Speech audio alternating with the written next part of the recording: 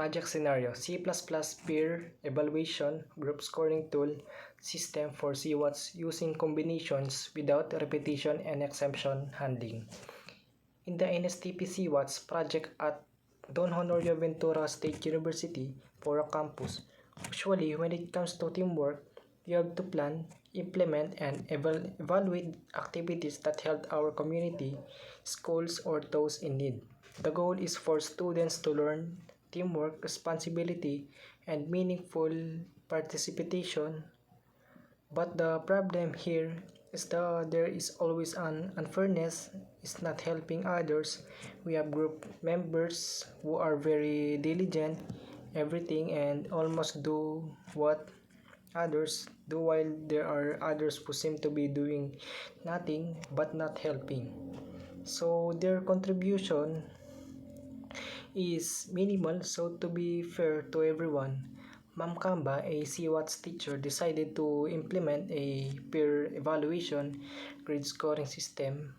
Here each student can rate or give feedback or score to their group members based on how cooperative or helpful they are, whether they make an effort to help, whether they communicate, and they are really reliable, so that at least there is a sense of fairness and everyone knows that they have to perform well in the group and actually contribute something.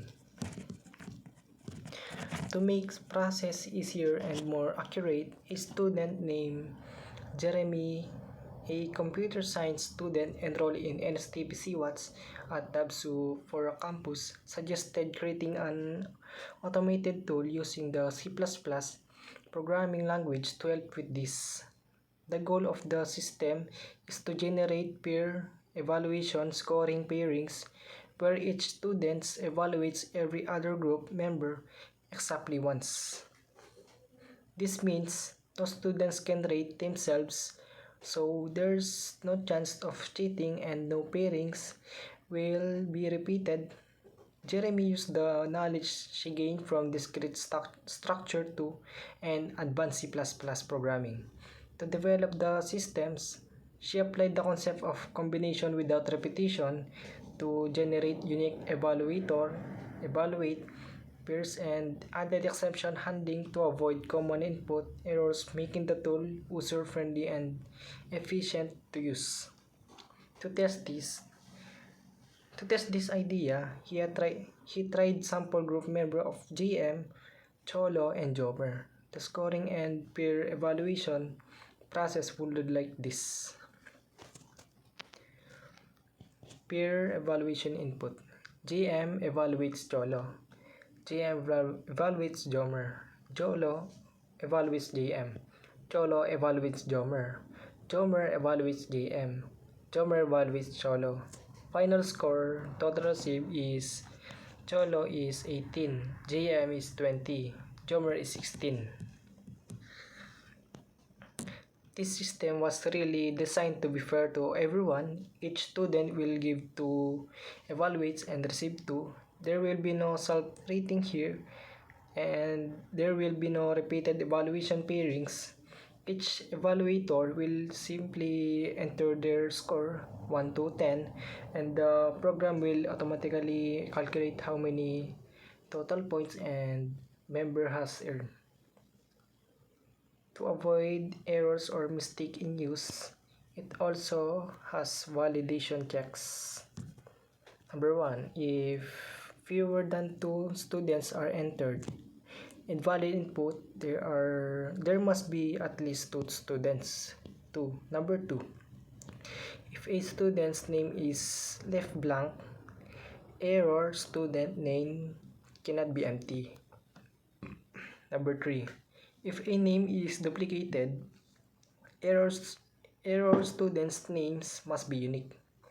Number 4, if an unknown issue occurs, an unexpected error occurred, this is a good tool to use, a peer evaluation tool for after group project in CWATS, it is a great help for teachers to access teamwork fairly and to see who really work in the group and help. And students can also reflect on the contributions of their group members, which will give you them more accountability and a sense of cooperation. After testing the program in JM, Cholo, and Jomer, she saw that is become clear who contributed, making the grading more fair and objective. Because it was effective, the CWATS coordinator plans to use it in all future NSTP CWATS evaluations. This project shows that even though it is simple, it also has knowledge of programming, so you can use it to solve your real life problems in school, and also shows how important it is to combine tech and public service in learning to be more relevant and meaningful. So ito yung actual console output natin. Yan po, sa cellphone ko lang ginawa. Tas yung source of code.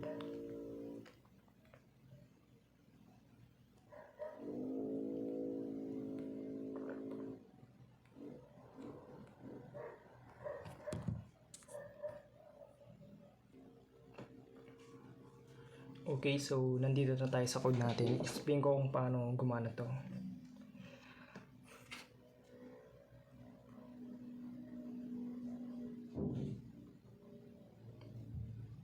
Dito, gamit ang cin, hingi siya ng input na integer, may cin ignore para malinis yung input buffer.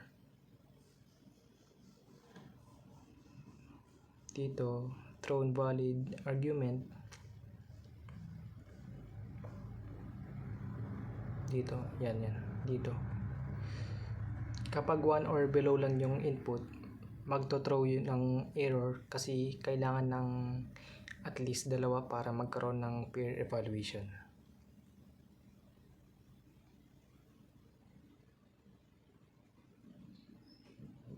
Vector string students. Dito natin i-store ang names ng students sa vector.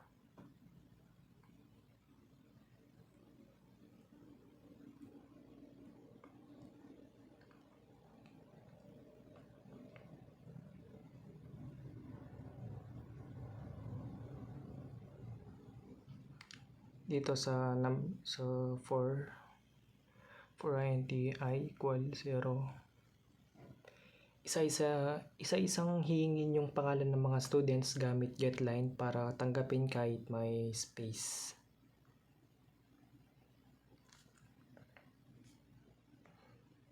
Dito naman,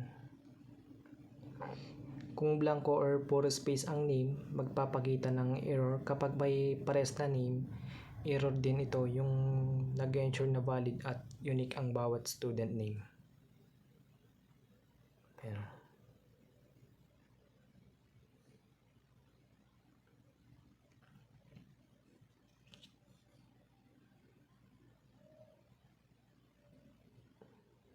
Tapos dito naman, dagdag sa list.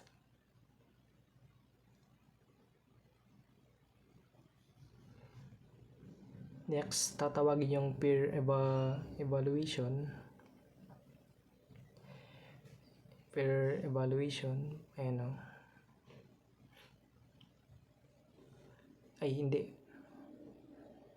Dito, ginagamit natin ang map para i-store yung total score ng bawat students.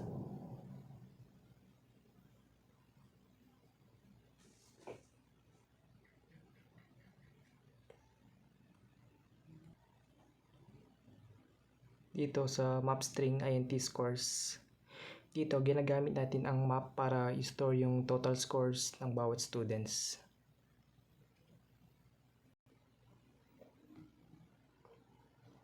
Dito sa for consta, isa-set lahat sa 0 sa umpisa.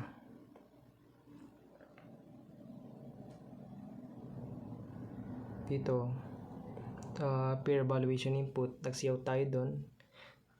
Dito papasok ang bawat students at i-rate niya ang lahat ng kagrupo niya except sa sarili niya. Dito, integer score. Mag-enter ng score from 1 to 10. Kapag invalid ang input, paulit-ulit siyang magtatanong hanggang tama. Ayan nga, hanggang 10.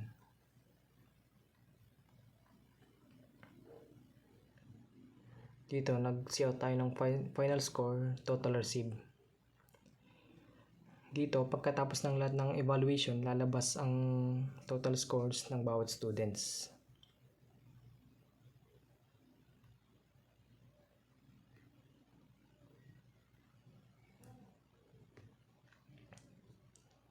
Sa main function, meron tayong tatlong catch blocks. Una, invalid input sa number of students. Pangalawa, kung may error sa pangalan ng students. Pangatlo, pang catch all na para sa mga error na hindi inaasahan. So, return to 0. Ngayon, enter na natin yung code natin.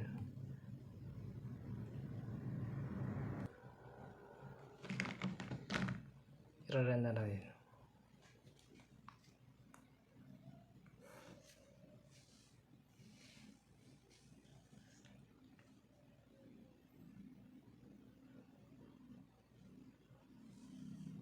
Ayan. Enter the number of students in the CWATS group. Mag-enter tayo ng 3 dito. Kasi yun yung nasa code natin. Ayan. Enter the name of students 1. Yung unang students number 1 is JM. Kalawa is Cholo. Pangatlo is Jomer. Ngayon, magkakabit tayo ng scores dyan. Kung ano yung pinakamadami, siya yung pinakamaraming ambag. So dito, si Cholo, ilalagay natin is 9. Jomer is 8. JM is 10. Dito, Cholo evaluates Jomer. 8. JM 10. Cholo 9. And yan yung lahat ng totals natin. Final scores, total received. Cholo 18, JM 20, Jomer 16. And yun lamang po. Thank you.